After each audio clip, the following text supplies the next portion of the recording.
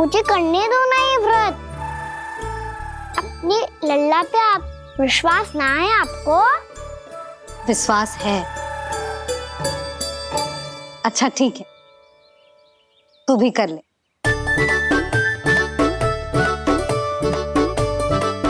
पर मैया व्रत की कथा तो सुनाओ, मैं तो अबध हूँ ना।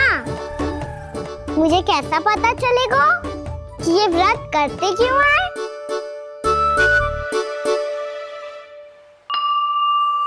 प्रभु, मुझ अबोध को कैसे पता चलेगा कि इस व्रत का क्या विधि विधान होता है और क्यों रखा जाता है और इसका महत्व क्या होता है? मुझे तो आप ही बता सकते हैं प्रभु। जब व्रत कर रहे हैं तब उसका महत्व भी पता होना चाहिए ना। बताओ ना मैया, क्यों रखते एकादशी का व्रत? इसके लिए तो तुझे एकादशी की कथा सुननी होगी। सुनेगो ना?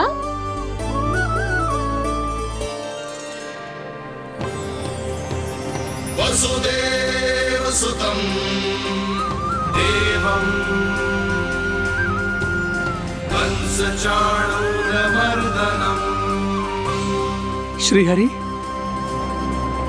यशोदा परमानंदम् कृष्णं वन्दे जगद्गुरुम्। वाह प्रभु, अपने भक्तों को एकादशी व्रत का महत्व समझाने का अच्छा उपाय खोज निकाला है आपने।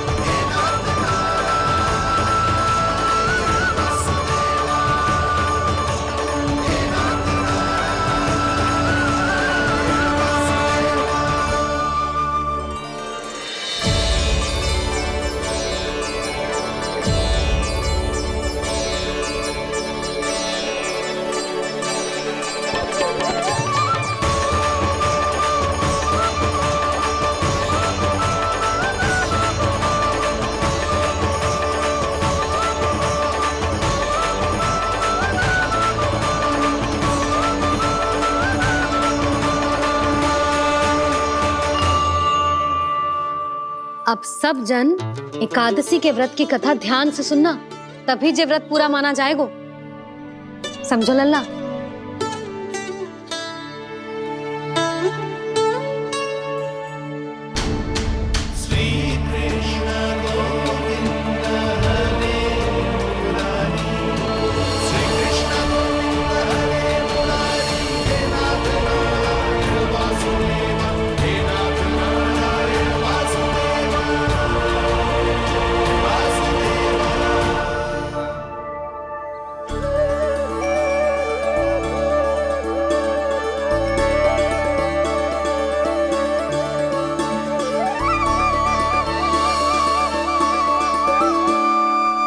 सतयुग में चंद्रावती नाम के नगर में मूरा नाम का एक असुर राज्य करता था।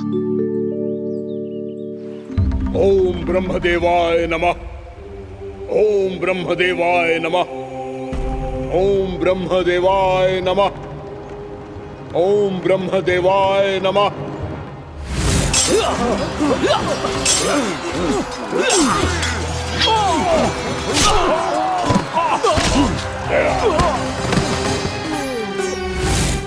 ओम ब्रह्मदेवाय नमः। ओम ब्रह्मदेवाय नमः। जब उसने देवताओं के हाथों असुरों की पराजय देखी, तब वो वरदान पाने के उद्देश्य से ब्रह्मा जी की तपस्या करने चला गया।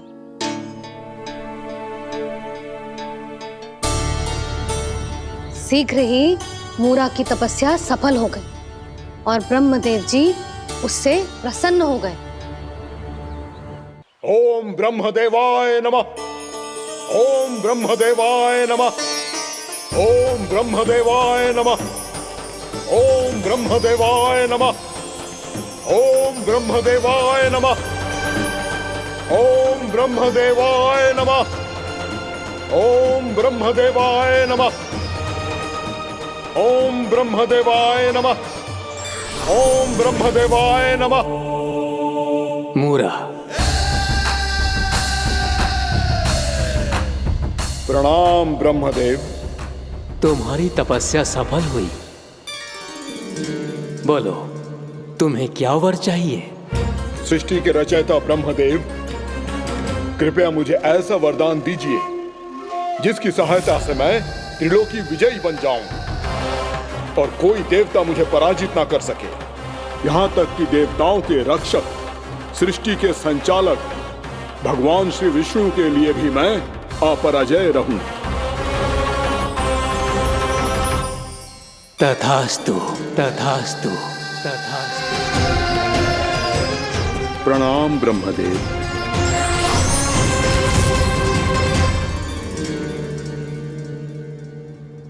ऐसा वरदान पाकर मूरा बहुत अभिमानी होगा।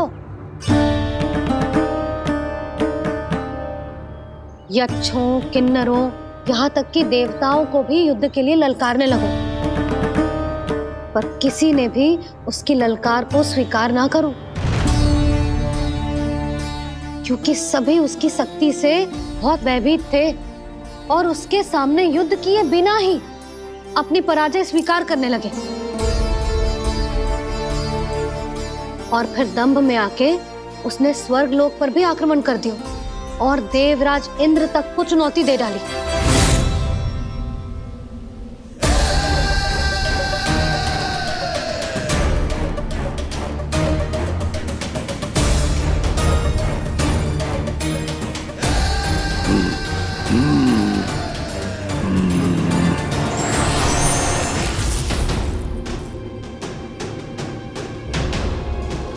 मैं प्रतीक्षा कर रहा हूं देवराज, क्या उत्तर है तुम्हारा? मुझसे युद्ध करोगे या फिर बिना लड़े ही पराजय स्वीकार कर मेरे अधीन हो जाओगे और सौंप दोगे मुझे अपना ये स्वर्ग लोक? सारी शक्ति तुम्हारे मुख में है या कुछ बाहुबल भी है तुम्हारे पास? मैं तुम्हारी चुनौती स्वीकार करता हूं मूरा, मैं तुम्हारी चुनौती स्वीकार करता हूं मूरा।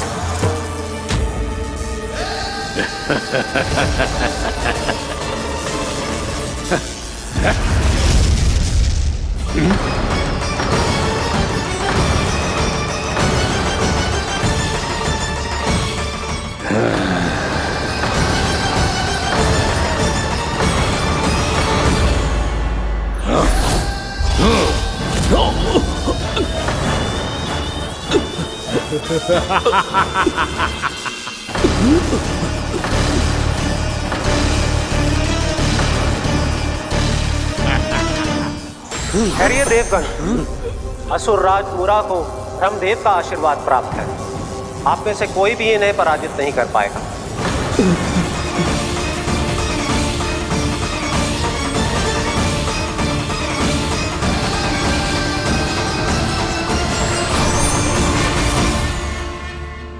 एक अवसर और देता हूं देवराज, युद्ध या अधीनता, क्या उत्तर है तुम्हारा देवराज?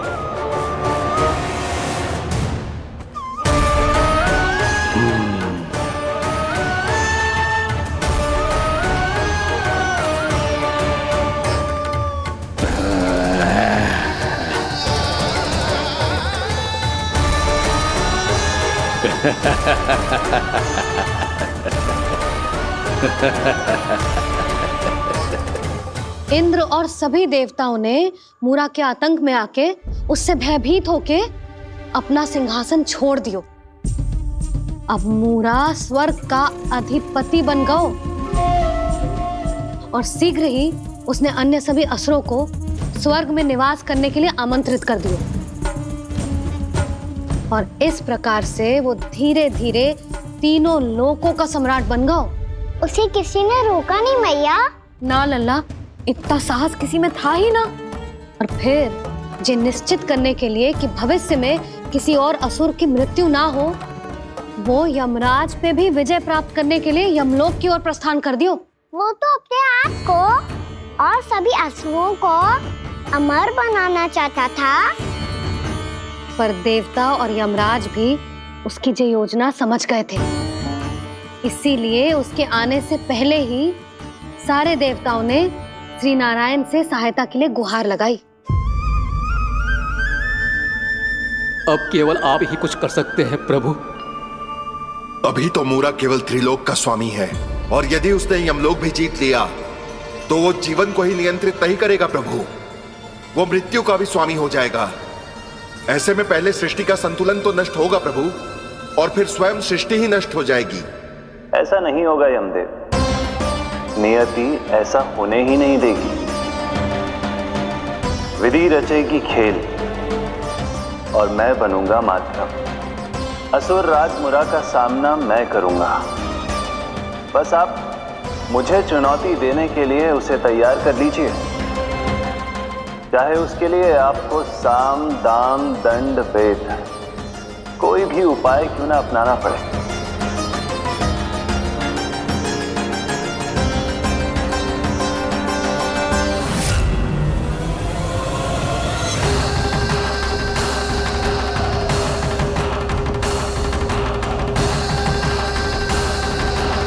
आप तो मेरी प्रतीक्षा में पहले से ही खड़े हैं यमदेव।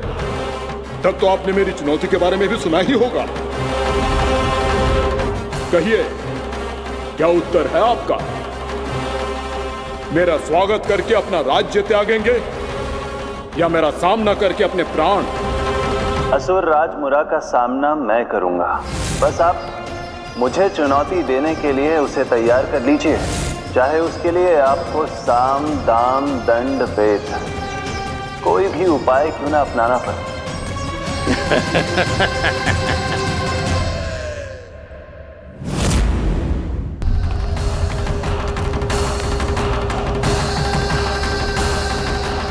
आप तो मेरी प्रतीक्षा में पहले से ही खड़े हैं यमदेव।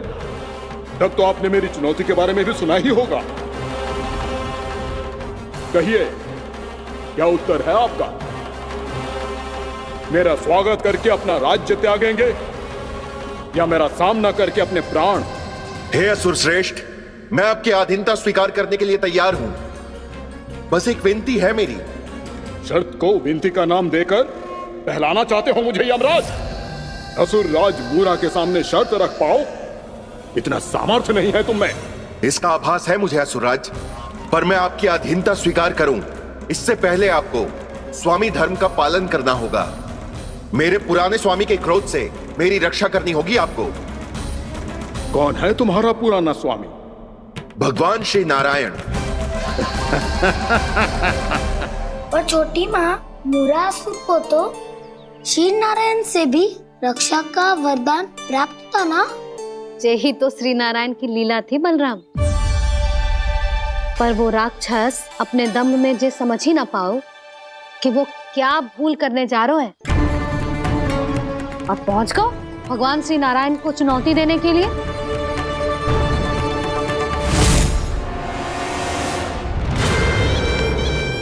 वहीं ठहर जाओ असुर राज मुरा।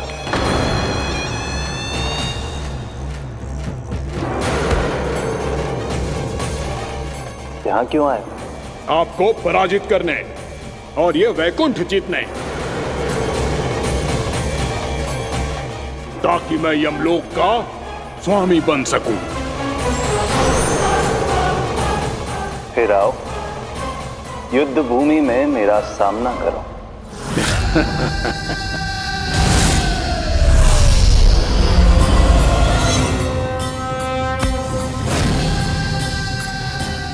ये नहीं जानते कि इनसे ना हारने का वरदान तो मैं पहले ही प्राप्त कर चुका हूं। इसलिए युद्ध ठीक से आरंभ हो पाए उससे पहले ही इन्हें जीत लूंगा मैं।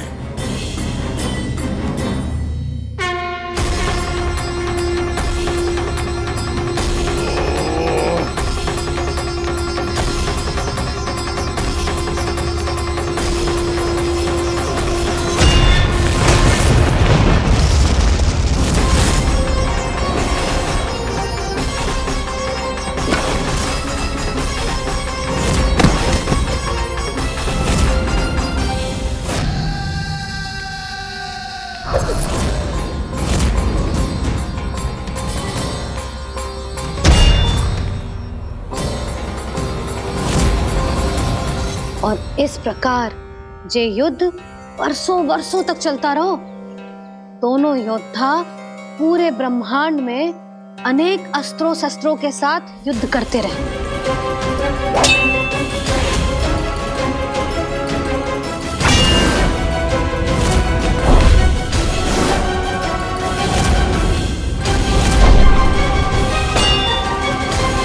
फिर क्या हुआ मैया?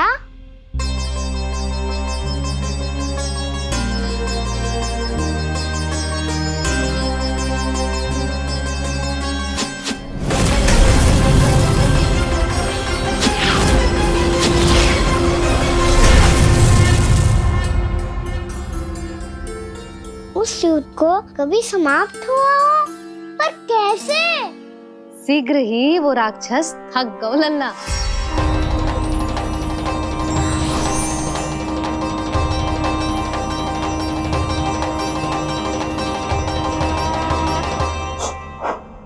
खड़े खड़े देख क्या रहे हैं नारायण?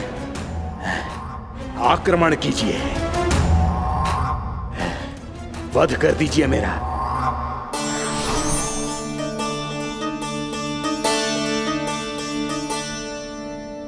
मैं तुम्हारी वीरता से प्रभावित हूं, इसीलिए इतनी थकान की स्थिति में मैं तुम जैसे वीर पर आक्रमण नहीं करूंगा। जाओ विश्राम करो। यदि फिर से युद्ध करने की इच्छा हो तो तुम्हारा स्वागत होगा।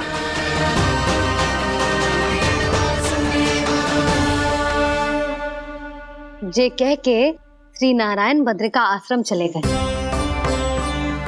और वहां हिमवत नाम की एक कंदरा में ध्यान लगा के बैठ गए।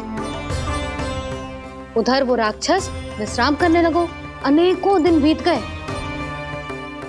और अब वो राक्षस मूरा फिर से स्वस्थ होके बलवान हो गया था।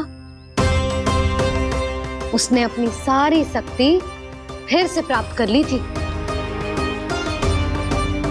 श्री नारायण ने उस पर दया करी थी, पर वो फिर से श्री नारायण को छलने को तैयार होगा।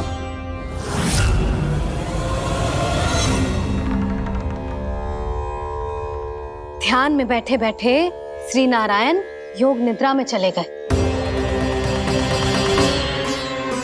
पर दुष्ट मूरा इसी अवसर का लाभ उठा के उनकी कंदरा में घुस आयो ताकि वो सोते हुए श्री नारायण पे आक्रमण कर सके।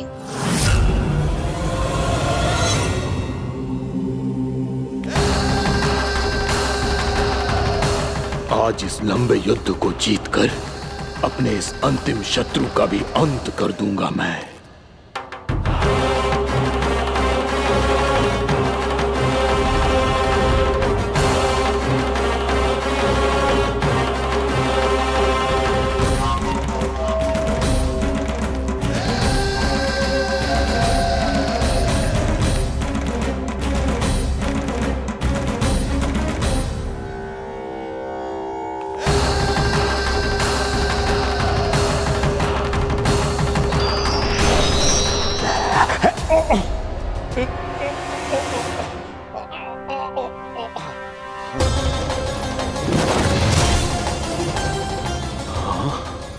दुष्ट राक्षस, प्रभु ने तुझ पर दया की, तुझे संभलने का अवसर दिया। तू इन्हीं पर ही छल से वार करने चला है।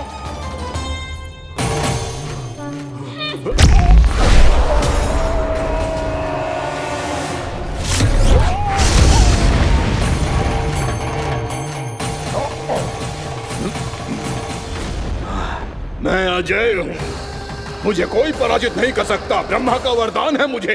तूने नारायण से अपराजय होने का वरदान मांगा था मूर्ख। उनकी शक्ति से नहीं, ध्यान से देख। मैं तेरी मृत्यु हूँ, मृत्यु।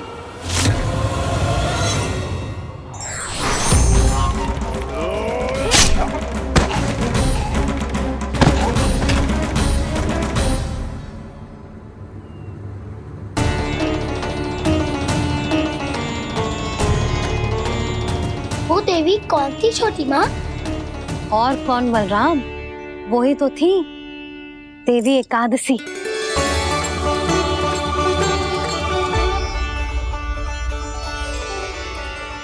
मुझे क्षमा कीजिए प्रभु, आपकी आज्ञा के बिना ही युद्ध करके आपके शत्रु को मृत्यु के घाट उतार दिया। क्षमा नहीं, आपकी तो प्रशंसा होनी चाहिए देवी। असुर राज को मारकर आपने सभी देवताओं को मुक्त करवाया है। इस पापी के अहंकार से तीनों लोकों की रक्षा की है आपने। आप एकादशी की तिथि पर मेरी एकादश इंद्रियों से उत्पन्न हुई हैं। इसीलिए मेरे सभी भक्त आपको उत्पन्न एकादशी के नाम से जानेंगे। सभी तिथियों में आपका स्थान सर्वश्रेष्ठ होगा। जिस तरह आपने राक्षस के आक्रमण से मेरी रक्षा की है, उसी प्रकार एकादशी के दिन व्रत करके जो भी भक्त आपकी कथा सुनेगा, मैं स्वयं उसकी रक्षा करूंगा। जो आपकी पूजा करेगा उसे मेरी विशेष कृपा प्राप्त होगी और उसके साथ साथ उसे मिलेगा धन, सिद्धि और मोक्ष।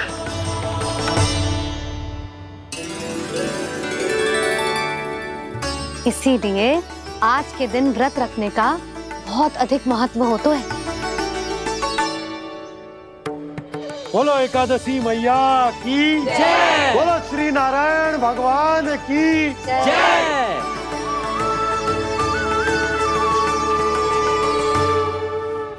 प्रभु की कृपा से एकादशी का महत्व भी पता चल गो और मेरा व्रत भी सफल होगा।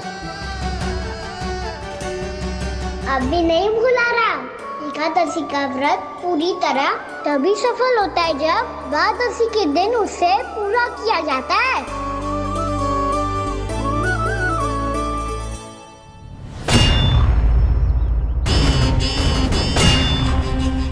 आवश्यक है आपको यह आभास होना कि उस विष्णु अवतार को पराजित करने के लिए आपके साधारण योद्धाओं में वो सामर्थ्य नहीं है। वो विष्णु अवतार कुछ अधिक ही असाधारण है।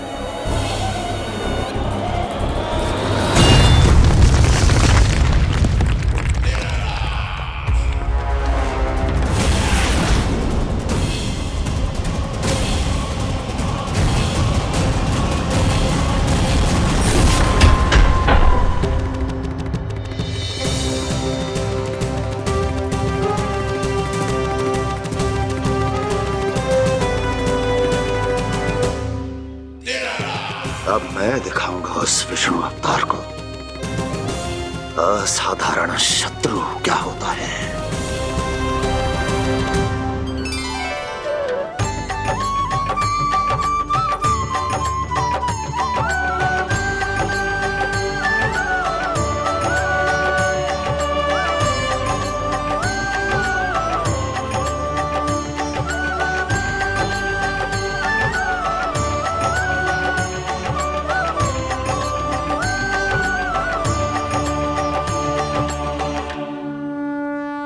मामा अधीर हो रहे हैं, पर मैया ने मुझे अभी तक बाहर जाने की आज्ञा नहीं दी है। अभी उन्हें किसी और राक्षस को यहाँ भेजने से रोकने के लिए मुझे ही कुछ करना होगा।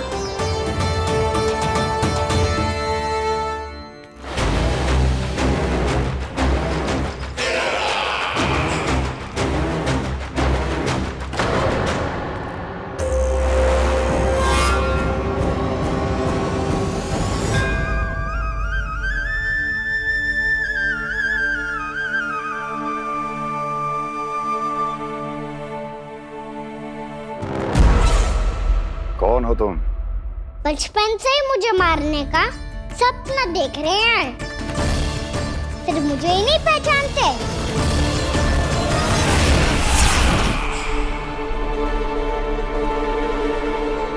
बचपन से विष्णु अवतार। कोई कान्हा बुलाता है तो कोई मुरलीधर पुकारता है, कोई माखन चोर कहता है, कोई कहता है चिच्चोर। पर विष्णु अवतार इस नाम से तो बस आप ही मुझे बुलाते हो मामा जी। इतना साहस कि तू यहां आ गया है।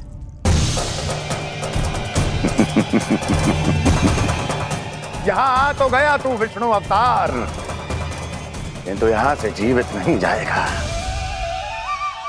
तेरे इस शीश को तेरे धड़ से अलग कर दूंगा मैं।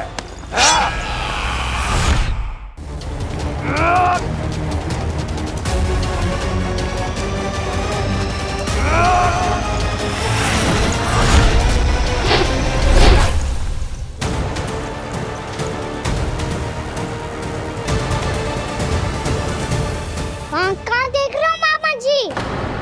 मैं तैयार हूँ।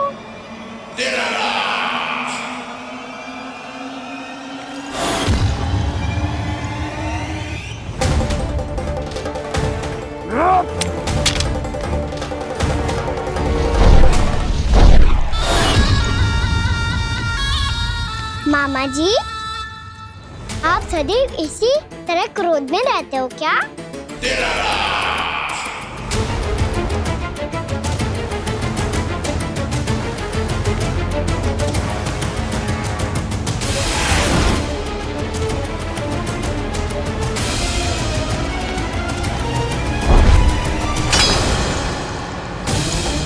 छोड़ छोड़ मेरी तलवार को।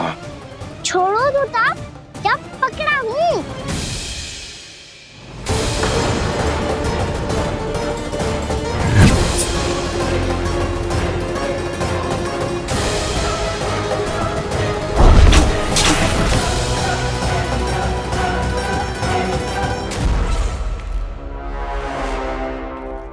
मामा जी,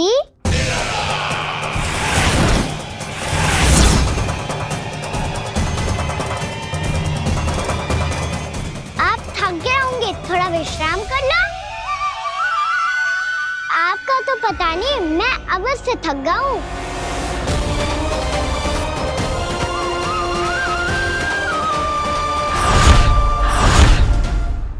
मेरे सिंहासन पर बैठने का तो साहस।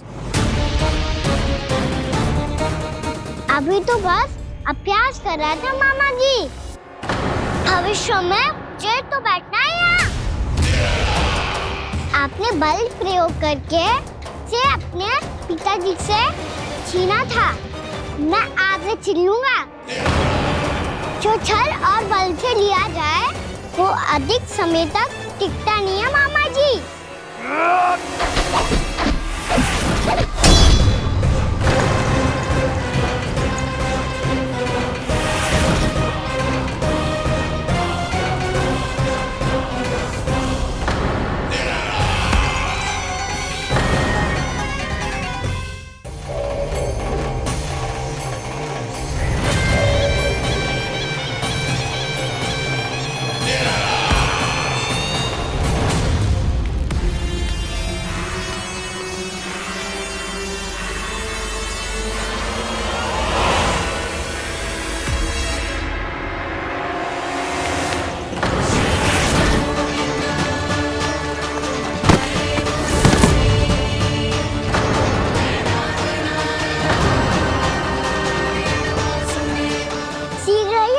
सिंहासन छोड़ना होगा।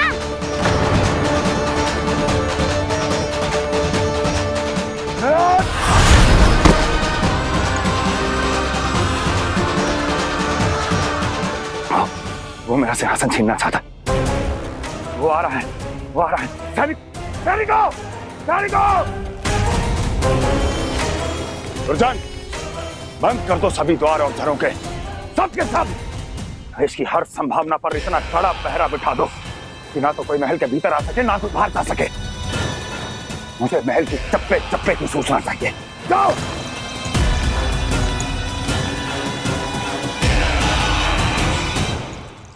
सिंहासन।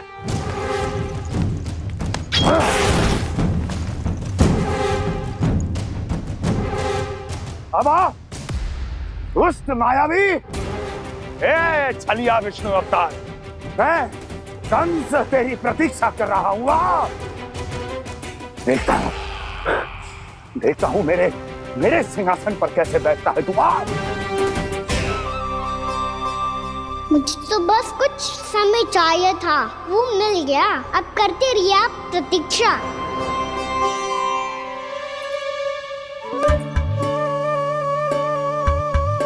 जी अपने आप से बातें क्यों कर रहे हैं जी?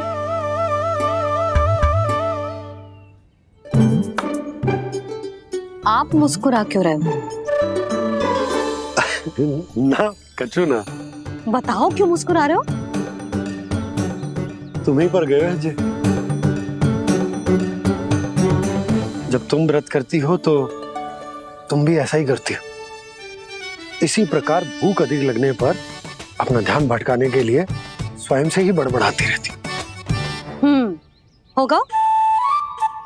आपको तो बस मेरा उपहास उड़ाने के लिए बहाना चाहिए।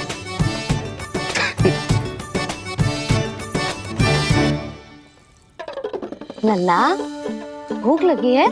ना मैया, व्रत करे तो भूख कैसे लगेगी?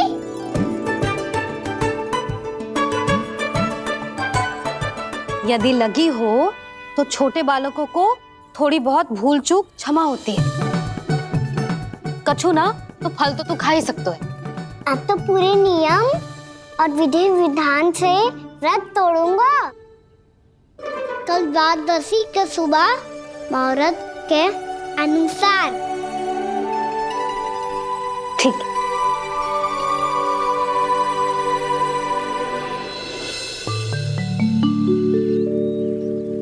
लल्ला, एकादशी समाप्त हो गई है, द्वादशी लग गई है।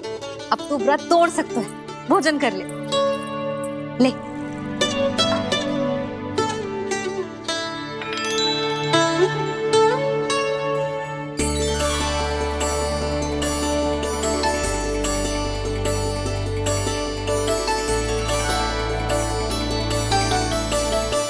आज तो कार्य कर लीजिएगा। मैं ना चाहती कि सब गांव वाले फिर से आपका उपहास उड़ाएं।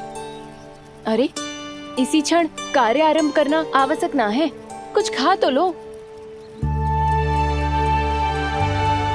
कल भी पूरे दिन व्रत में रहे, अब तो कुछ खा लो। ना, अभी बिल्कुल भूख ना है। और हाँ भगवान, तुम्हें चिंता करने की आवश्यकता नहीं है। आज मैं किसी को भी 2 शब्द कहने का अवसर नहीं दूंगा। अरे, कुछ खाओगे पियोगे नहीं तो कैसे रहोगे?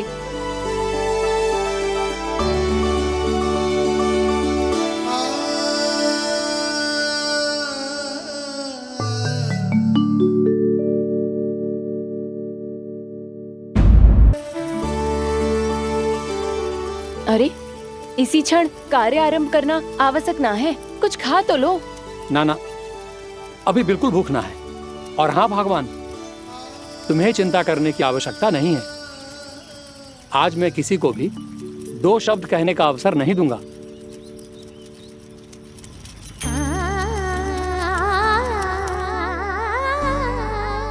ठहर, मैं तेरे लिए मट्ठा लेके आती हूँ। व्रत के बाद पीने से पेट ठंडा रहता है। रुक।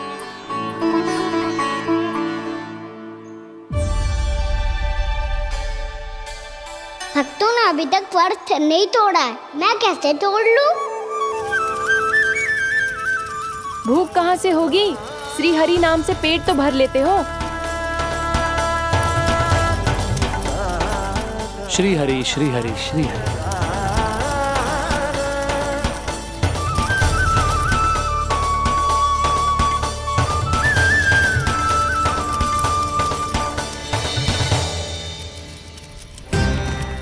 हरि हरि प्रभु हरि, हरि हरि प्रभु हरि, हरि हरि प्रभु हरि, हरि हरि प्रभु हरि।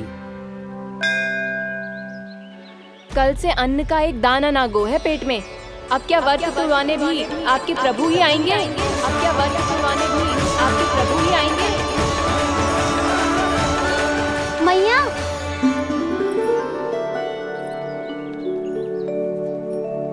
मैया पहले व्रत तोड़ के कछु खा तो लो। अभी ना, लौट के आने के बाद। हाँ,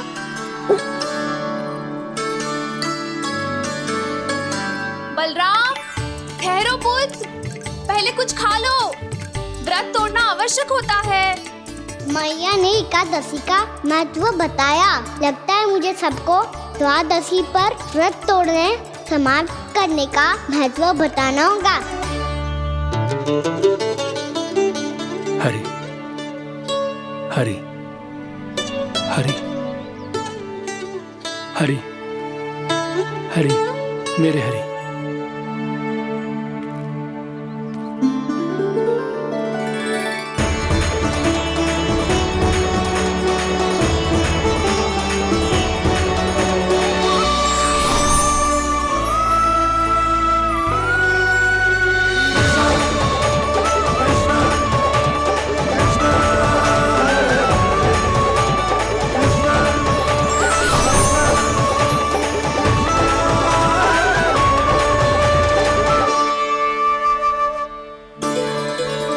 अभी अभी तो मैंने बच्चों की मां को वचन दिया था कि आज किसी को शिकायत करने का अवसर ना दूंगा, और अब मैं प्रभु श्री हरि की कल्पना जसोमती रानी के लल्ला में ही करने लगा।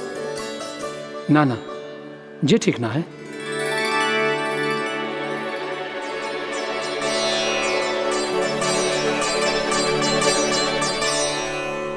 ठीक ही तो है, बिल्कुल सही पहचाना है आपने। बड़े तो बड़े, अब तो बालक भी हमारा उपहास उड़ाने लगे।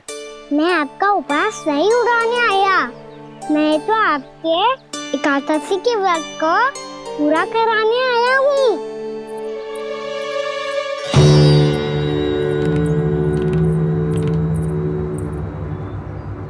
कान्हा,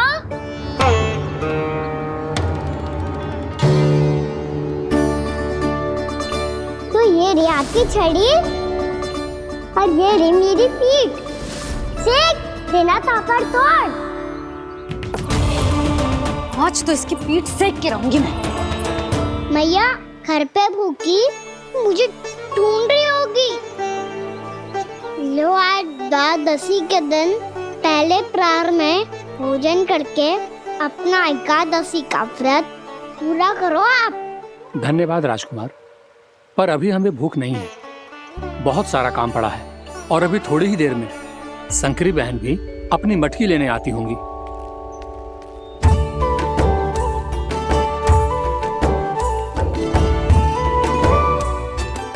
पर मैं आपका व्रत पूरा कराए बिना नहीं जा सकता। भला क्यों? भक्त भूखा रहे और भगवान खा ले, ऐसा हो सकता है भला?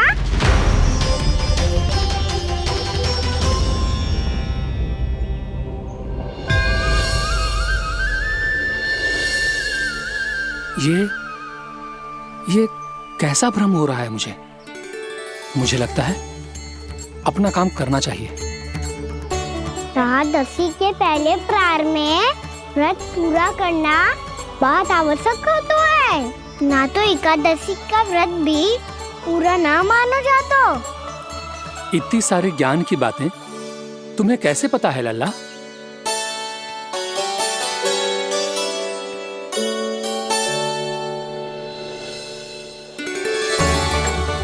जैसे एकादशी की कथा होती है, वैसे द्वादशी की महिमा भी एक बहुत महत्वपूर्ण कथा है।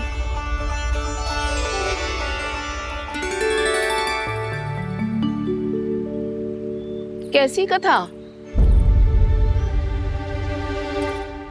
बिल्कुल सही समय पे आई हो आप, क्योंकि आपको ये कथा आपको अवश्य सुननी चाहिए।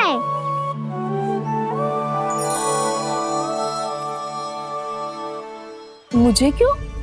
पहले सुन तो लिया, फिर स्वयं ही पता चल जाएगा। बहुत समय पहले एक राजा हुआ करते थे, राजा अम्बरीश। भगवान श्री हरि के बहुत बड़े भक्त थे। ओम नमो नारायणाय। ओम नमो नारायणाय।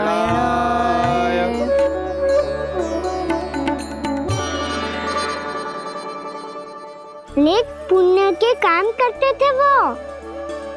अपनी पत्नी के साथ हरि का नाम जपते रहते थे। उन्होंने 12 माह एकादशी का व्रत करो निर्जल पास किया, और जब उनकी 12वीं एकादशी का व्रत द्वादशी के दिन तोड़ने का समय हुआ, तभी महर्षि दुर्वासा अपनी 100 शिष्यों के साथ उनके महल में पधारे। प्रणाम स्वीकार करें महर्षि। आप जैसे महान ऋषि मेरे राज्यसभा में आए, वो भी ऐसे अवसर पर जब मैं और मेरी पत्नी निरंतर 12 एकादशियों के बाद अंतिम एकादशी का व्रत तोड़ेंगे। इससे बड़े सौभाग्य की क्या बात हो सकती है हमारे लिए। आज आपके साथ साथ मेरा और मेरे शिष्यों का एकादशी व्रत भी पूरा होगा। संभव है प्रभु की इच्छा यही हो कि हम सब अपना व्रत एक साथ तोड़ें। ये तो अत्यधिक प्रसन्नता की बात है महर्षि। तो फिर ठीक है, हम सब यात्रा से थके हैं। व्रत तोड़ने से पहले हम स्नान करना चाहते हैं। जैसी आपकी इच्छा महर्षि। जब तक आप लोग लौटेंगे तब तक आपके सारे प्रबंध यहाँ हो चुके होंगे।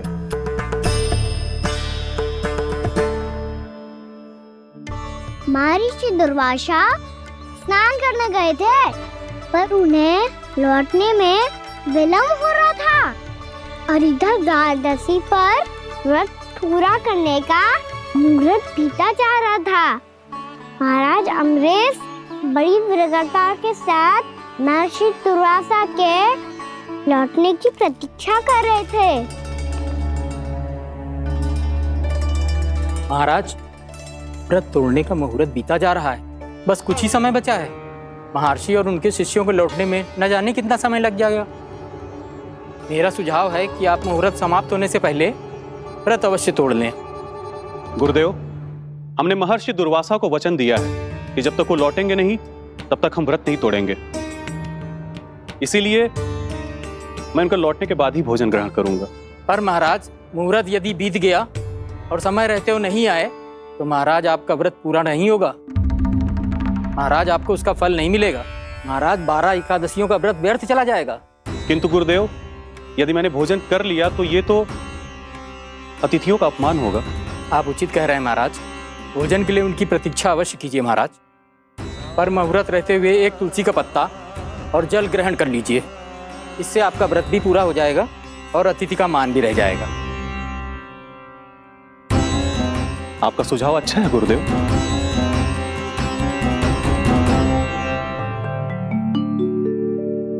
जैसे ही महाराज ने तुलसी का पत्ता खाया, वैसे ही महर्षि दुर्वासा लौट आए। महाराज,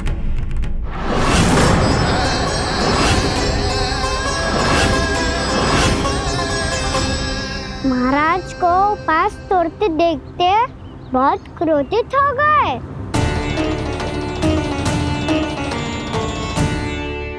बहुत बड़े भक्त हैं आप, परंतु आप ये नहीं जानते अपने अतिथियों के साथ कैसा व्यवहार करना चाहिए।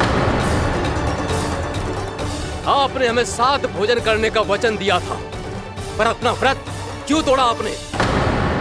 महर्षि, मैंने भोजन नहीं ग्रहण किया। कहीं मुहूर्त न निकल जाए इस कारण मैंने एक तुलसी का पत्ता ग्रहण कर लिया। 56 भोग खाया हो या एक पत्ता, अपना व्रत तोड़कर अतिथियों का अपमान किया है, मेरा अपमान किया है।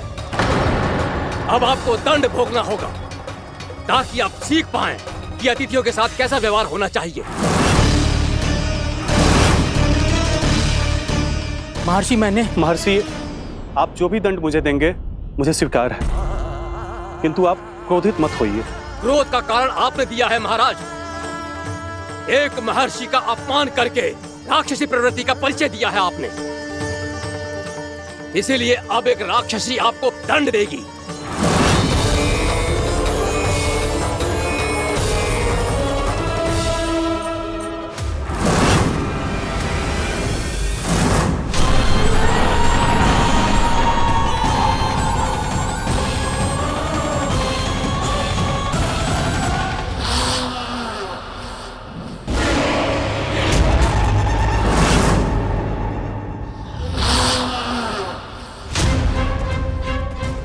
हे प्रभु, यदि मैंने सच में महर्षि का अपमान करने की भूल की हो तो मैं उसका परिणाम भोगने के लिए प्रस्तुत हूं। ओम नमो नारायणाय, ओम नमो नारायणाय नमः। महर्षि दुर्वासा को यह आभास ही नहीं था कि महाराज अम्बरीश ने उनका अपमान नहीं किया था, फिर भी उसे अपमान मान के वो श्री नारायण के भक्त पे संदेह कर रहे थे। मैंने भी तो भोला राम की भक्ति पे संदेह किया था। हे नारायण, ये क्या पाप हो गया मुझसे? संदेह किसी अपमान से कम ना हो तो, और भगवान सब सह सकते हैं, पर उनके प्रिय भक्तों का अपमान सहन ना कर सकते, इसीलिए उन्होंने अस्थिचेप करने का निर्णय लिया।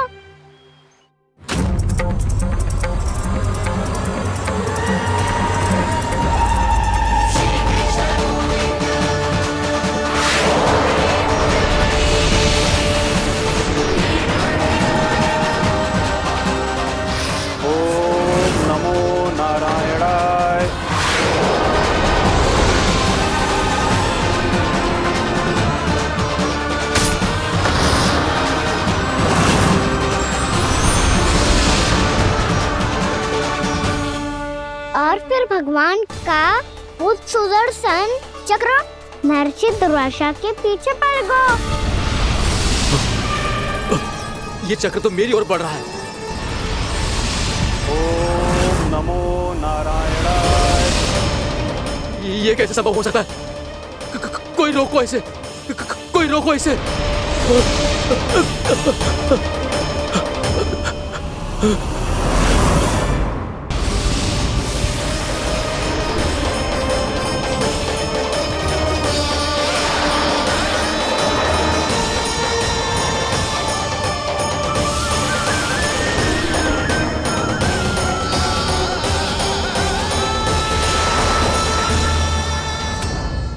चक्र से अपने प्राण कैसे तैसे बचाते बचाते महर्षि दुर्वासा ब्रह्मलोक जा पहुँचे।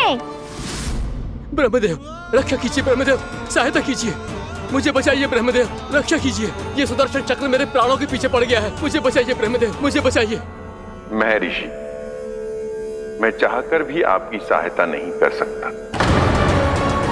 ऐसी स्थिति में यदि कोई कुछ कर सकते हैं तो वो हैं सुदर्शन चक्र के स्वामी विष्णु, क्योंकि सृष्टि में केवल वही है जो इसे नियंत्रित कर सकते हैं।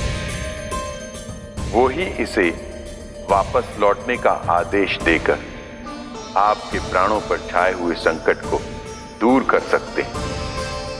किंतु हां, मैं सुदर्शन चक्र से इतना अवश्य कहूंगा कि जब तक आप विष्णु लोक में पहुंच नहीं जाते, वो आपको किसी भी प्रकार की हानि ना पहुंचाए।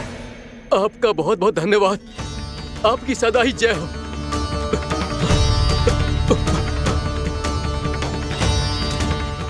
फिर क्या था? भागते भागते महर्षि दुर्वासा सीधे भगवान श्री हरि के शरण में बैकुंठ पहुंच गए। त्राहिमाम प्रभु, त्राहिमाम, मुझे बचाइए, मेरी सहायता कीजिए प्रभु, मेरी सहायता कीजिए। मैं आपके इस चक्र और ऊर्जा से नहीं भाग सकता प्रभु, कृपया करके अपने सुदर्शन को रोकिए, इसे वापस लीजिए प्रभु। यह असंभव है महर्षि। एक बार सुदर्शन चक्र मेरे हाथों से छूट जाए तो अपना उद्देश्य पूरा किए बिना, मेरे भक्तों की रक्षा किए बिना वापस नहीं लौटता। कोई तो उपाय होगा प्रभु, कृपया करके मेरे प्राण बचाइए प्रभु। मैं सुदर्शन की ऊर्जा से जलकर भस्म नहीं होना चाहता प्रभु। आप जो कहेंगे मैं करूंगा प्रभु, मेरी सहायता कीजिए प्रभु, मेरी सहायता कीजिए। मुझे नहीं लगता कि आप वो कर पाएंगे। मैं अवश्य करूंगा, मैं अपनी प्राण रक्षा के लिए कुछ भी करूंगा प्रभु। आपने मेरे भक्त राजा अम्बरीश को भक्ति का कर्तव्य निभाने के लिए अपमानित और दंडित किया है महर्षि, पर भक्त की रक्षा करना भगवान का कर्तव्य है। इसलिए यदि आप भक्त राजा अम्बरीश के पास जाकर क्षमा याचना करें और यदि वो आपको क्षमा कर दे तो ही ये चक्र आपके प्राण लिए बिना लौट सकता है। अन्यथा आप तो जानते हैं महर्षि, मेरे भक्त का अपमान मेरा अपमान। भक्त का अपमान भगवान के अपमान से कम ना हो तो है। महर्षि दुर्वासा को भी ये बात समझ आई और फिर उन्होंने महाराज अम्बरीश से क्षमा याचना की। महाराज महाराज महाराज महाराज महाराज, मुझे क्षमा करें महाराज, मुझसे बहुत बड़ी भूल हो गई महाराज, मुझसे बहुत बड़ी भूल हो गई महाराज। महर्षि, आप हमारे चरण छुए ये उचित नहीं। महाराज, महाराज अम्बरीश, आप नारायण के सच्चे भक्त हैं। मैंने आपको अपमानित किया, दंडित करने का प्रयास किया महाराज। इस अपराध के लिए मुझे क्षमा कीजिए महाराज, और इस सुदर्शन चक्र से मेरे प्राण बचाइए महाराज।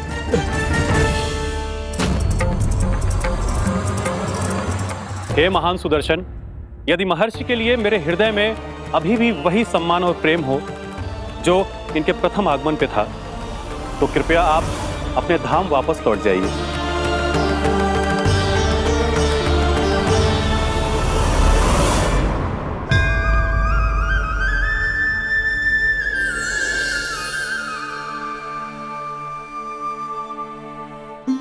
आपका बहुत बहुत धन्यवाद महाराज अम्बरीश। मैं आपको आशीर्वाद देता हूं कि आप देवराज इंद्र के समान शक्तिशाली हों। आपकी कीर्ति का पताका 10 दिशाओं में फहराए। मेरी बस एक ही इच्छा है महर्षि, कि मैं आपके साथ अपना उपवास तोड़ सकूं। अवश्य महाराज, हम सब भोजन आपके साथ करेंगे और अपने आप को नारायण की सेवा में अर्पित करके व्रत को पूरा करेंगे, क्योंकि आज जो यहाँ हुआ है उससे सिद्ध हो चुका है कि एकादशी व्रत का फल द्वादशी की सुबह भोजन करने से ही प्राप्त होता है। इस कथा से हमें पता चलता है कि सभी को द्वादशी के सुबह भर पेट भोजन करके एकादशी का व्रत पूरा करना चाहिए। और दूसरी बात, भगवान की सच्ची भक्ति अपमान कभी ना करना चाहिए। उनके साथ सदैव प्रेम से व्यवहार करना चाहिए। यही भगवान को सबसे अधिक प्रिय है। भैया भोला राम, मैंने भी श्री हरि पे तुम्हारे विश्वास का उपहास उड़ाया था, मुझे क्षमा कर दो। ना ना, आप क्षमा मांगकर मुझे लज्जित मत करो, आप तो मेरी बहन जैसी हैं। जब महर्षि दुर्वासा जैसे महान ऋषि को भी प्रभु के भक्त से क्षमा मांगनी पड़ी, तो मैं तो बहुत ही तुच्छ हूँ। मुझे आपकी किसी भी बात का बुरा ना लगा। पर पता है प्रभु को कौन सी बात सब भूला रखता है? कौन सी बात? जब उनका भक्त भूखा रहे, समय पे अपना व्रत पूरा ना करे। और जैसा कि आप सभी ने अभी कथा से सीखो है, एकादशी के व्रत को द्वादशी की सुबह अवश्य पूरा करना चाहिए। अब आप जाओ, अपना व्रत पूरा करो।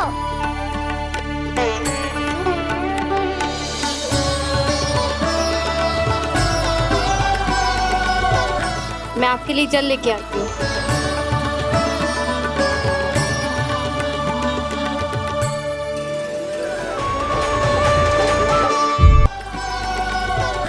मैं आपके लिए जल लेके आती हूँ।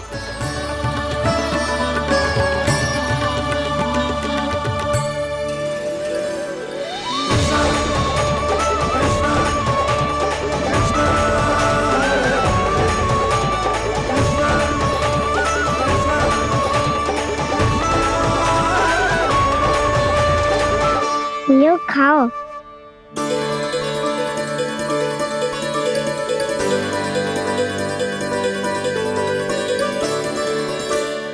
कान्हा,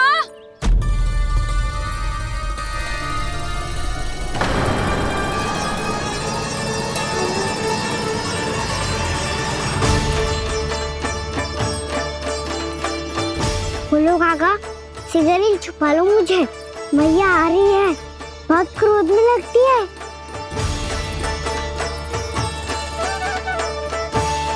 आज तो बहुत दंड मिलेगा। अभी क्षण भर पहले तो ये साक्षात भगवान के रूप में बात कर रहे थे, और अब अचानक ही ऐसे बालक बन गए जो मैया से दंड मिलने के भय से व्याकुल हैं। बोला काका, किस सोच में पड़ गए? शीघ्र छुपा लो मुझे।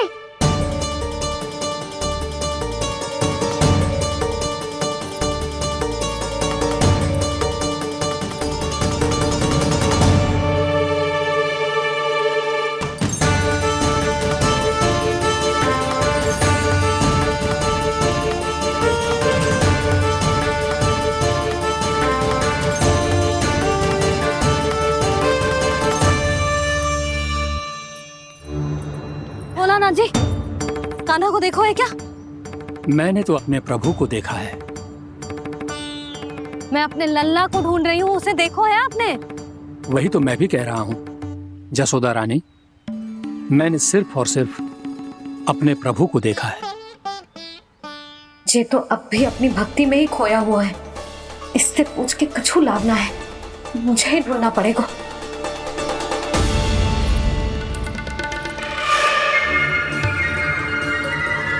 बच गए। शंकरी मौसी, कान्हा को देखो है क्या कहीं?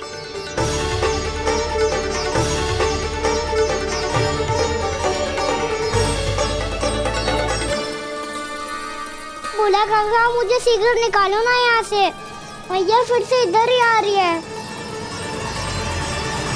सब कहते थे श्री हरि मेरे घर ना आ सकते। देखो आज प्रभु आ गए, उन्होंने अपने हाथ से मेरा व्रत पूरा कराया। हाँ आते हैं और आगे भी आएंगे हमारे श्री हरि हमसे मिलने और आके मोक्ष देंगे, है ना?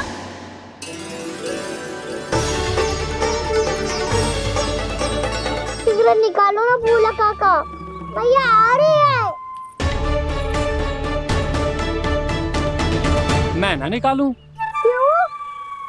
मेरा अर्थ है मैं निकालूंगा, अवश्य निकालूंगा, पर तब तक नहीं निकालूंगा जब तक आप मेरी सारी बातें मान नहीं लेते हैं। कौन सी बात? प्रभु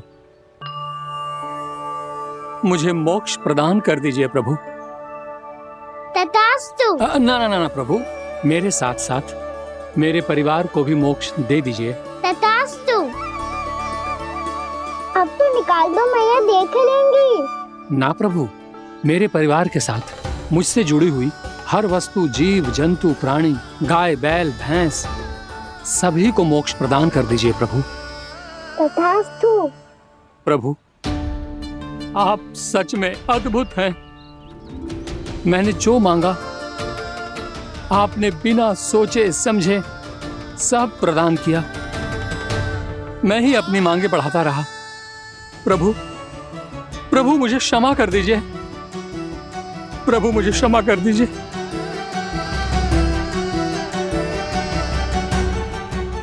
आइए प्रभु।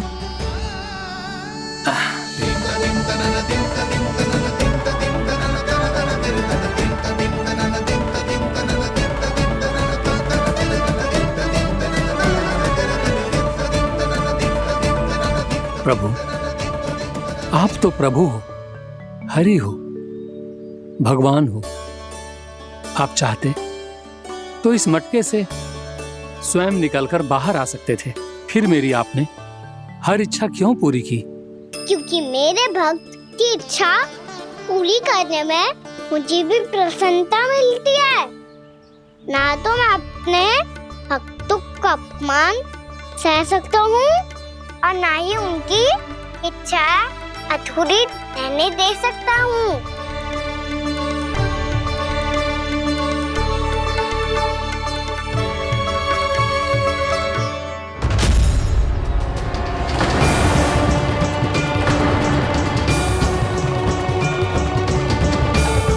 क्या कही थी तूने? हाँ, कि तू फिर से छल ना करेगा। फिर मुझे बिना बताए घर से बाहर कैसे निकलो? क्षमा करना मैया, पर जो आपने सिखाया था मैंने तो उसी का ही पालन करो है। फिर से चतुराई कर रहे हो है ना? हाँ? आप ही ने तो कही थी ना, यदि कछु करने से किसी को हानि ना पहुंचती हो या फिर किसी अच्छे कार्य में सहायता हो रही हो तो आज्ञा लेने की आवश्यकता ना होती। यदि तेरे कछु करने से किसी और की कोई हानि ना हो रही हो या किसी के अच्छे कार्य में सहायता हो रही हो तो मुझसे आज्ञा लेने की आवश्यकता ना है। किस अच्छे कार्य के लिए आया है यहाँ? एकादशी की सुबह एकादशी का व्रत खोल के भोजन करा जाता है। ये बात ना तो भोला काका को पता थी, ना शंकरी मासी को, और ना ही किसी और को। और तुझे पता थी? हाँ, मेरी मैया ने बहुत अच्छे से सिखाया है मुझे। जैसे कल तूने एकादशी कथा सुनाई थी ना, आज वैसे ही तेरे लल्ला ने सबको द्वादशी कथा सुनाई है। सच्ची यशोदा रानी जी, इसने तो हमारी आंखें ही खोल दी। और भाभी, सच तो ये है कि मुझे भी ना पता था कि ये इतना बड़ा ज्ञानी है और इतना अधिक समझदार।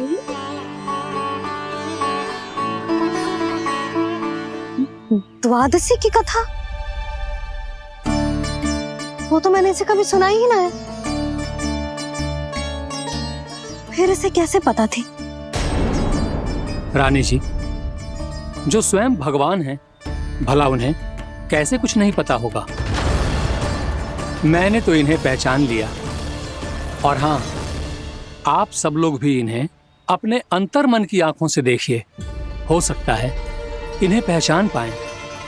ये कोई और नहीं है, श्री नारायण है, मेरे श्री हरि, मेरे प्रभु। जय श्री हरि।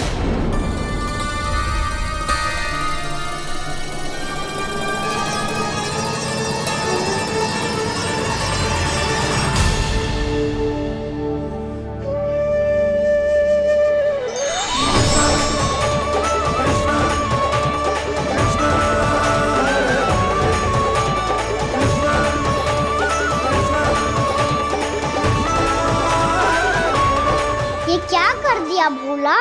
जिस रास्ते को मैंने इतनी कठिनाई से बचा के रखा था, सबके सामने उसे उजागर कर दिया तुमने।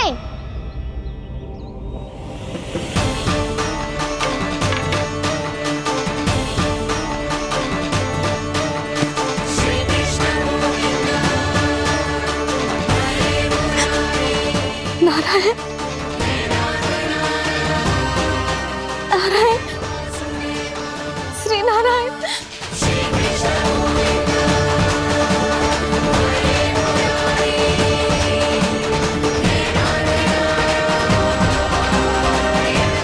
श्री नारायण।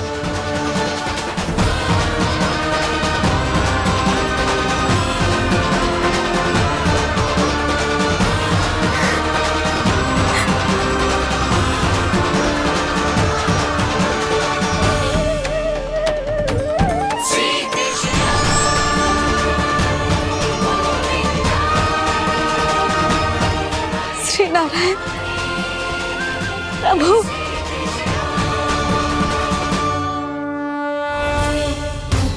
जिस रास्ते को इतने जत्न से संभाल के रखा था, आज वो सबके सामने खुल गया।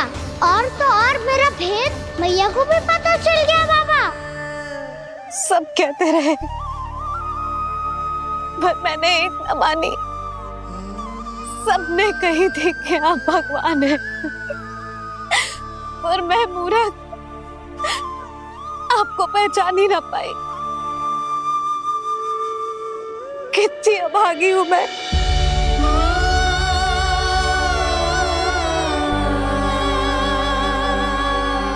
जिस मुंह से मुझे आपकी महिमा गानी चाहिए थी, उसी मुंह से मैंने आपको डांटा है।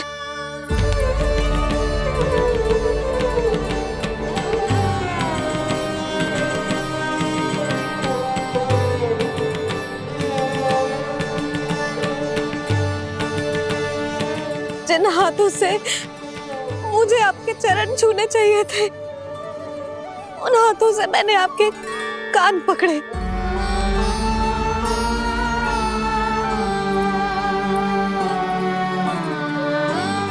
मुझे तो आपकी सेवा करनी चाहिए थी प्रभु, और मैंने आपको दंड दियो,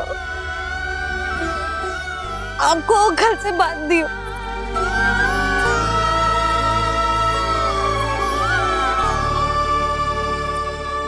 बावली हो गई थी प्रभु। अपने श्री नारायण को, अपने प्रभु को एक साधारण सा बालक समझ ली हूँ मैंने। मैं आपके लिए भगवान नहीं हूँ मैया, साधारण बालक ही हूँ, बस आपका लल्ला। बुद्धि भ्रष्ट हो गई थी, भूल पर भूल करती चली गई। आज भी आपके पीछे पीछे छड़ी लेकर दौड़े चले आए।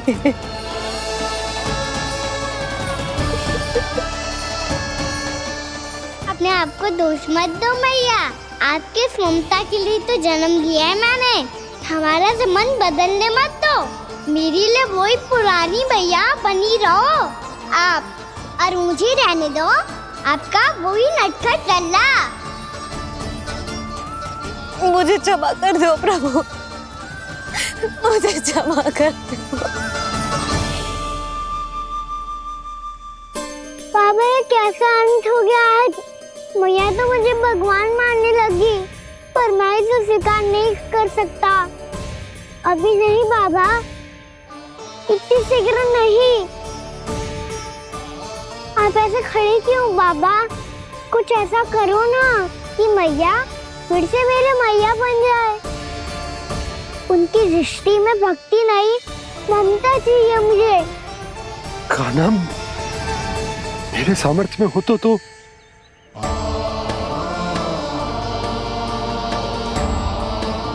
दाऊ, आप तो बड़े भाई हो, अपने छोटे भाई की सहायता करो ना, जिससे मैया सब कुछ भूल जाए। मैं क्या कर सकता हूँ कान्हा? कोई तो सहायता करो मेरी।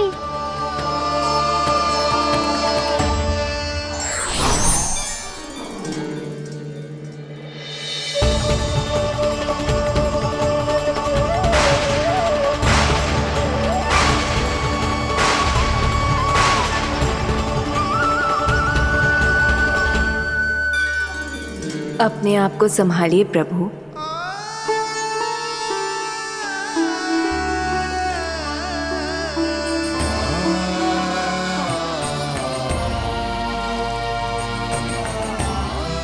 देखो ये क्या हो गया, भैया को सब पता चल गया। अभी तो मुझे मैया की ममता का शौक पूरी तरह मिला ही नहीं था। योग माया,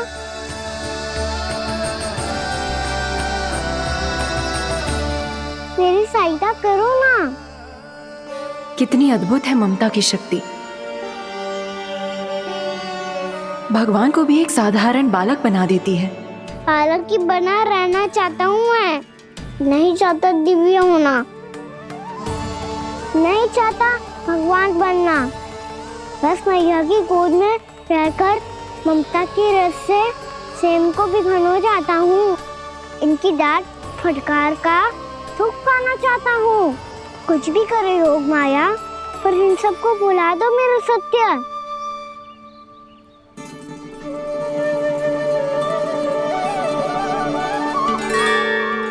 पर इन्हें तो मोक्ष का वरदान मिल गया है प्रभु, इसलिए इनके लिए समय की गति को लौटा पाना संभव नहीं होगा। प्रभु, अब मुझे ये सब भूलने की कोई आवश्यकता नहीं है। मुझसे जो त्रुटि हुई है अब वो दोबारा कभी नहीं होगी, और आज के बाद आपका ये सत्य मैं किसी को नहीं बताऊंगा प्रभु, क्योंकि मुझे पता चल गया है कि आपका यशोमती मैया के लल्ला बने रहना कितना आवश्यक है।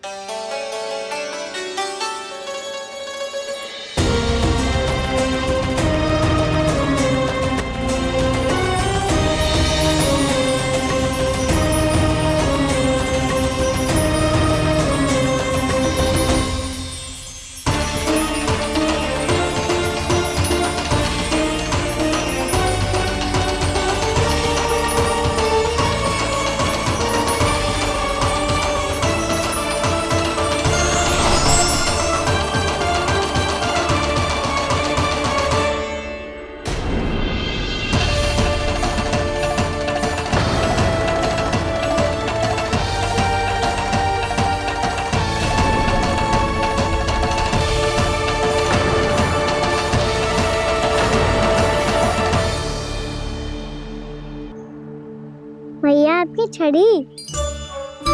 पहले चुपके से भाग जातो है, फिर स्वयं ही छड़ी भी पकड़ा रो है? नटखट कहीं का। हंसी आ रही है? अरे किस बात पे इतनी हंसी आ रही है रे? हाँ?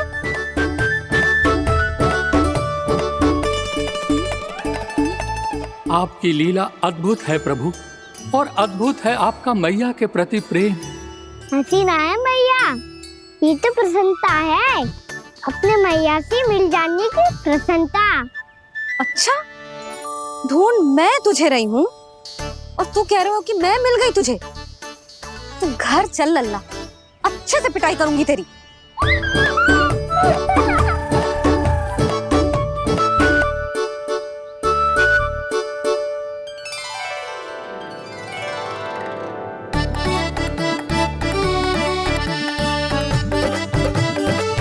जब पिटाई से गाल लाल होंगे ना तेरे, तब हंसी बंद होगी तेरी।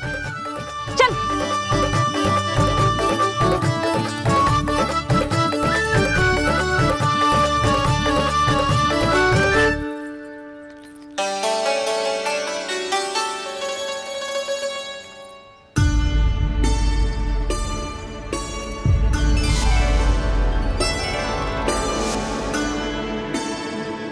लगता है भैया की और चतन स्मृति वापस आ रही है।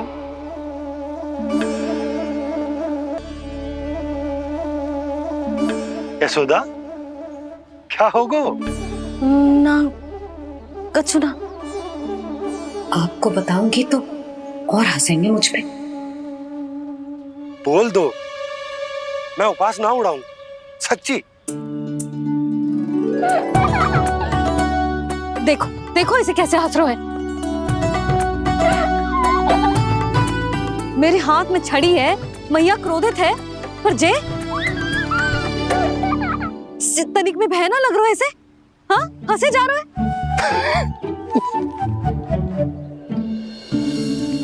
दोनों बाबा लल्ला एक जैसे हो। चल तू, चल चल। दाऊ, आप तो बड़े भाई हो, अपने छोटे भाई की सहायता करो ना, जिससे मैया सब कुछ भूल जाए। सुबल, तू कच्चू खा क्यों ना रहो है? व्रत ही करना था तो बलराम के जैसे कल कर ले। तो कल तो एकादशी भी थी। खाना के बिना कछु करने का मेरा मन ही ना कर। तो बात तो सच्ची है, उसके बिना गोचारण भी ऐसा लगता है जैसे कितना भारी कार्य है, व्यवस्था में करना पड़ता है। सही कह रहे हो तुम दोनों। मैं तो गोपालक भी इसलिए बना था ताकि कान्हा के संग खेलने को मिल जाए। बलराम तो हमारा सगा काम और मुख्य अधिक है।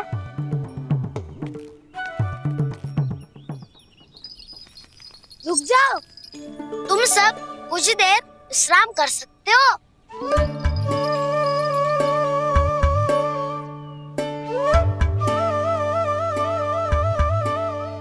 तू बोल।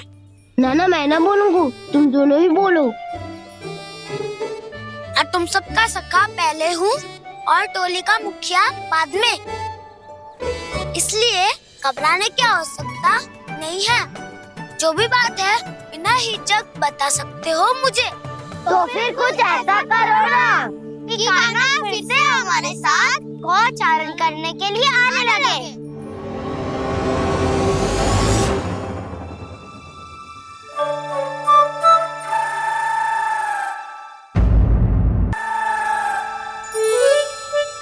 बिना कछु बताए भाग गओ। ये भी ना सोचा तेरे बिना मैया बाबा व्रत कैसे तोड़ेंगे? देखो देखो अभी भी हंस रहा है। क्या होगा ऐसे? रुक, प्रसाद लेके आती हूँ। क्षमा कर दो मैया, पर जैसा आपके लिए मैं हूँ वैसे ही मेरे लिए मेरा भक्त, इसीलिए भोला राम का व्रत तोड़वाने जाना आवश्यक था।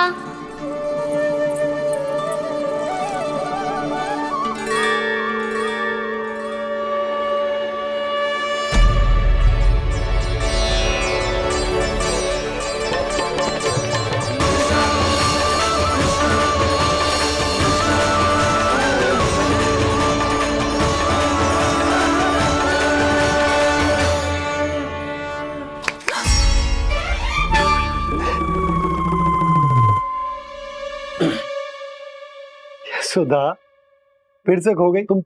अरे कौन से स्वप्न लोक में चली जाती हो तुम बार बार?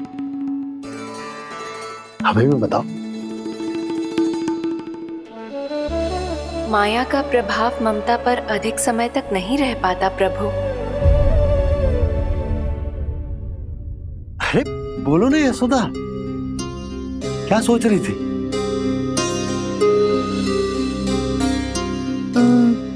मैंने ना श्री नारायण को देखो है।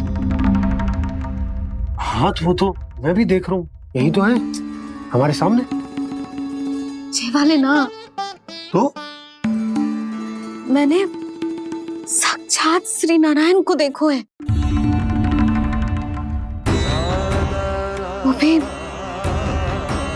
अपने कान्हा के भीतर देखो। कान्हा के भीतर? ना मतलब कान्हा और ये दोनों आमने सामने थे। मैं कुछ समझो ना यशोदा। नारायण और कान्हा दोनों आमने सामने थे? ना, मेरे कहने का अर्थ है कि कान्हा और श्री नारायण एक दूसरे के आगे पीछे थे। अच्छा, तो मतलब श्री नारायण आगे थे और कान्हा पीछे था। पर अगर कान्हा पीछे था तो तुमने कैसे देखा? ओहो, कान्हा आगे था, श्री नारायण पीछे थे।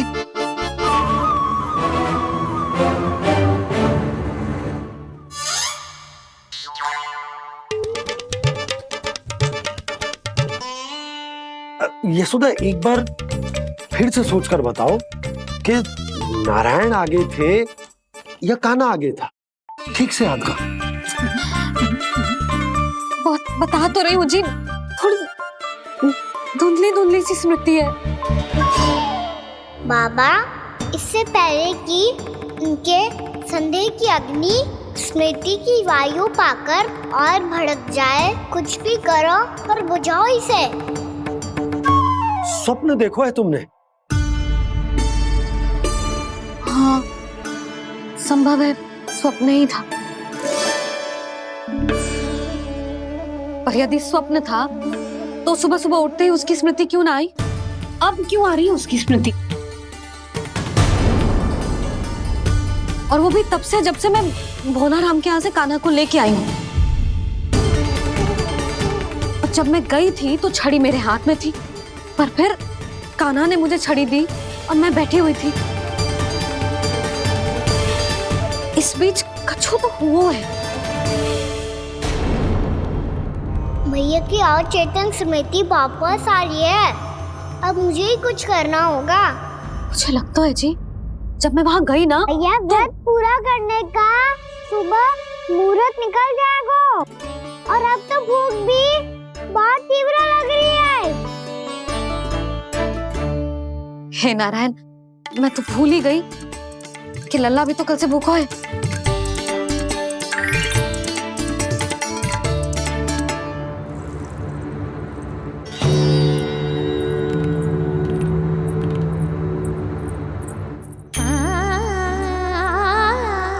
ले खा।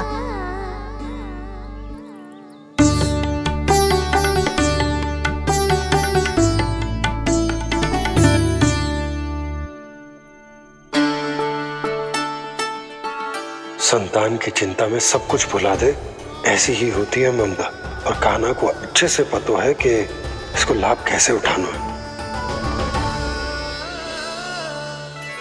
हाँ बाबा, लाभ ना, मैं तो मैया की ममता का आनंद उठाना चाहता हूँ, जितना संभव है उससे भी अधिक।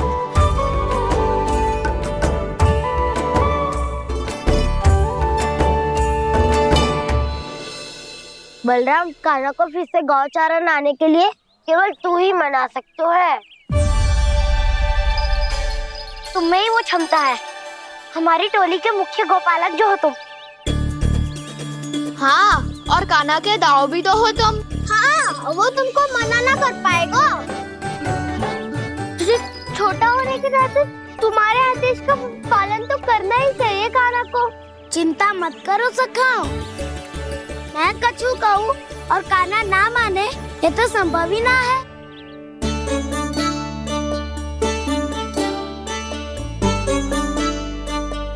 आज जो हुआ ना जाने और कितने समय तक मेरा सत्य आपसे छिपा रह पाएगा, इसीलिए आपसे अधिक से अधिक समय मैं आपके साथ ही बिताऊंगा। मैंने कह दिया तो समझ लो, पत्थर पे रेखा खिंच गई। कल से कान्हा हम सबके साथ